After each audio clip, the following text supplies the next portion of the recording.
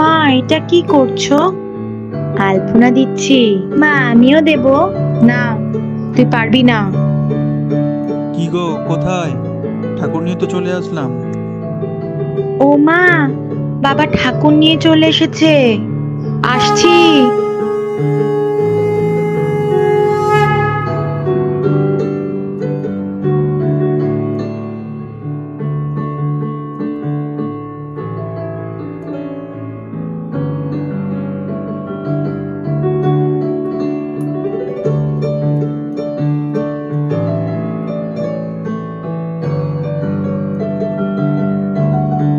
ও মা, আমাকে একটা নাড়ু দাও না।